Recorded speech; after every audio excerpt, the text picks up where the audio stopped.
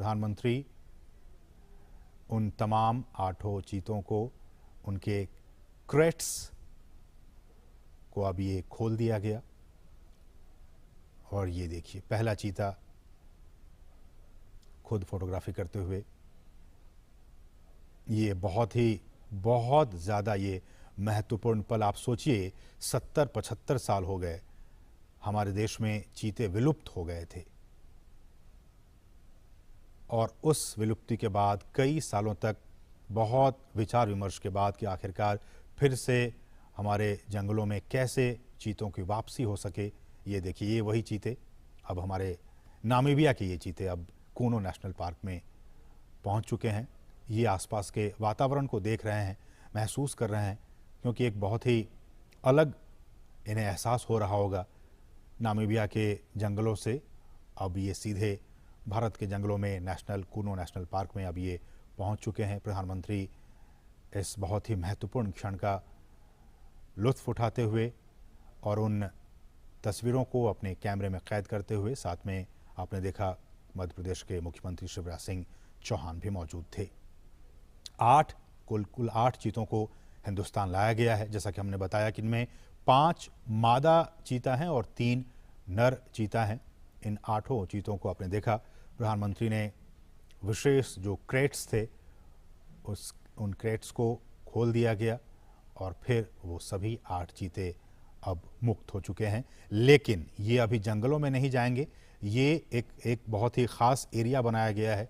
उन्हीं ख़ास एरिया में अभी ये 1 महीने तक रहेंगे, और उसके बाद फिर इनकी लगातार मॉनिटरिंग की जा रही है। मॉनिटरिंग की जाएगी। आप देख सकते हैं इन चीतों के जो गर्दन है उस पर एक कॉलर, जो GPS टैग है वो लगा हुआ है, ताकि इनकी मॉनिटरिंग की जा सके। और मैं उसी पर लौट भी रहा था कि सभी चीतों के गर्दन पर उनके नाम या फिर कोड के हिसाब से सैटेलाइट या फिर GPS VHF कॉलर्स लगा दिए गए हैं। और इसी नेशनल पार्क में जो हम आपको दिखा रहे हैं, ये कूनो राष्ट्रीय उद्यान, कूनो नेशनल पार्क, इसमें एक डेटा डाउनलोड फैसिलिटी सेंटर बनाई गई है। और इस इक्विपमेंट को, रेडियो टेलीमेट्री इक्विपमेंट को खरीदने और फैसिलिटी बनाने की सारी प्रक्रिया 4 से 6 महीने में पूरी कर ली जाती है। और ये जो आप देख रहे हैं इनके गर्दन में, इनको वहीं पे इन चीतों को लाने से पहले ही इनको नामीबिया पहुंचा दिया गया था, और फिर इन्हें ये तमाम जो कॉलर हैं RF ये कॉलर, इनको लगाकर ही इन्हें लाया गया है।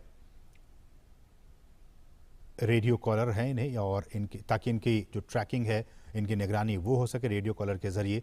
और फिर इन्हें हम जैसे कि बता रहे हैं कि इनको आइसोलेशन में रखा जाएगा, और फिर इन्हें जंगलों में मुक्त किया जाएगा। तो ये कुछ अहम बातें हमने आपको बताई कि किस तरह से वहाँ पे इन्हें पकड़ा गया, फिर उनके बाद उनको जो तमाम रूल्स एंड रेगुलेशंस हैं उनके ज़रिए इन 8 चीतों को भारत लाया गया है। 70 साल पहले हमारे देश में बहुत सारी चीते हुआ करते थे, लेकिन किन्हीं न किन्हीं वजहों से वो सारे विलुप्त होते चले गए। कुछ अवैध शिकारियों के शिकार बन गए। एक भी हमारे देश में चीता नहीं बचा। लेकिन सरकार लगातार कई सालों से प्रयास कर रही थी कि हम जो हैं वो इन चीतों को वापस से एक बार फिर से लाएं, चूँकि पारिस्थितिकी तंत्र भारत का भी बहुत बेहतर है। और जैसे कि हमने कहा कि नामीबिया के जो वैज्ञानिक थे वो महीनों तक यहाँ पे आते रहे, जाते रहे, और यहाँ का जो भूवैज्ञानिक स्थिति है, यहाँ की जो जलवायु है, उनका उन्होंने अध्ययन किया। और अध्ययन करने के बाद ही वो इस नतीजे पर पहुँचे कि इन तमाम चीतों को मध्य प्रदेश में जो कूनो नेशनल पार्क है, वहाँ की जो स्थिति है, परिस्थिति है, जलवायु है, उसके हिसाब से छोड़ना ज़्यादा उचित होगा। तो उसके बाद ही ये फैसला लिया गया। और हमने आपको बताया कि इन तमाम चीतों के गर्दन में रेडियो कॉलर लगे हुए हैं, ताकि इनकी मॉनिटरिंग की जा सके। और विशेष हमने बताया कि आपको चिनूक हेलीकॉप्टर के ज़रिए इनको यहाँ पे लाया गया। और प्रधानमंत्री मोदी, आप देख सकते हैं, इनको विशेष जो क्रेट्स थे उनको खोलकर, और प्रधानमंत्री ने इनको खुद वहाँ मुक्त किया। वो वहाँ पे अब विचरण कर रहे हैं।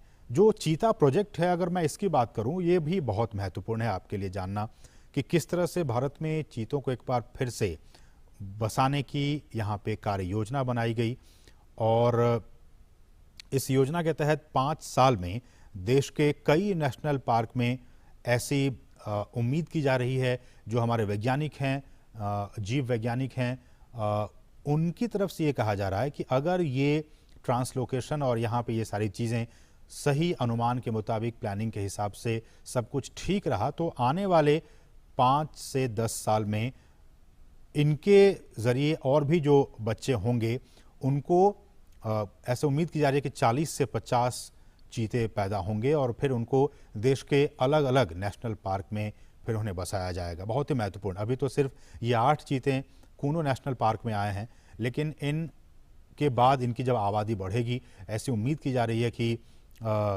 40 से 50 के तादाद में इनकी आबादी होगी आने वाले 5 सालों में। तो उसके बाद इनको फिर देश के अलग अलग नेशनल पार्क में फिर इन चीतों को बसाने का काम किया जाएगा। और इस कार्य योजना के ज़रिए जैसा कि हम कह रहे हैं कि भारत एक बार फिर दुनिया के सबसे तेज़ रफ्तार वाले जानवर चीता का घर अब बनने जा रहा है और भारत सरकार ने चीतों को फिर से देश के जंगलों में लाने का काम किया है, बहुत ही महत्वपूर्ण काम किया है। और प्रधानमंत्री जैसा कि आप देख सकते हैं कितने उत्साहित हैं, खुद कैमरे के जरिए उन तस्वीरों को कैद करने की कोशिश कर रहे हैं। प्रधानमंत्री खुद भी चीतों को देश में लाने और इसे बसाने में निजी, बिल्कुल पर्सनल लेवल पे निजी रुचि दिखा रहे थे और उसी का नतीजा है कि आज ये 8 चीते अब हिंदुस्तान की सरजमी पर पहुंच चुके हैं। भारत से इसका लगभग 70-75 साल पहले खात्मा हो गया था और कहा जाता है कि अवैध शिकार जो रहा वो एक बहुत अहम वजह रहा इनके एक्सटिंक्ट होने के, इनके विलुप्त होने के।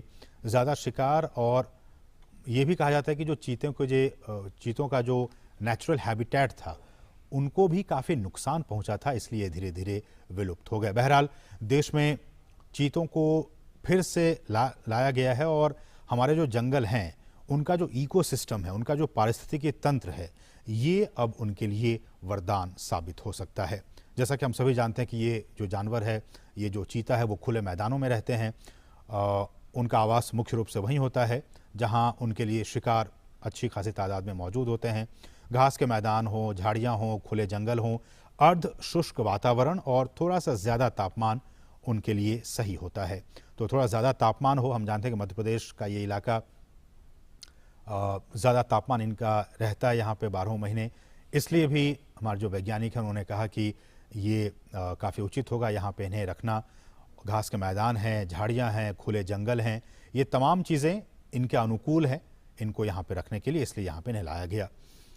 चीतों को बचाने के लिए उनके शिकार करने के आधार, उनको हमें बचाने की ज़रूरत है। उनके शिकार के आधार करने के आधार को हमें बचाना होगा, जिसमें कुछ खतरे में पड़ी प्रजातियां भी शामिल हैं, बल्कि घास के मैदानों की जो दूसरी अन्य लुप्त प्राय प्रजातियां हैं और खुले वनों का जो इकोसिस्टम है, जो पारिस्थितिकी तंत्र है, उन्हें भी हमें बचाना होगा। जिस बेस पे हम वही कह रहे हैं कि जिस बेस पे, जिस आधार पे ये तमाम चीते यहाँ जिंदा रहेंगे, यहाँ रहेंगे, उस बेस को भी, उस आधार को भी हमें बचा कर रखना होगा, तभी तो ये उस इकोसिस्टम में आराम से रह पाएंगे। इसलिए भी हम बार बार ये कह रहे हैं और सरकार भी कह रही है कि उस सिस्टम को, उस बेस को हमें बचा कर रखना होगा। चीतों को वापस लाने से देश में खुले जो जंगल हैं उनको बचाने के काम को भी अब काफ़ी मजबूती मिलेगी। और ये भी देखा गया कि बड़े जो मांसाहारी जानवरों में मानव जो इंटरेस्ट है, ह्यूमन इंटरेस्ट, मानव हितों के साथ संघर्ष चीतों में सबसे कम पाया जाता है। दूसरे जो ऐसे वाइल्ड एनिमल्स होते हैं उनके साथ मैन एनिमल कॉन्फ्लिक्ट होते रहते हैं, अक्सर होते रहते हैं, लेकिन चीतों के साथ ऐसा नहीं है।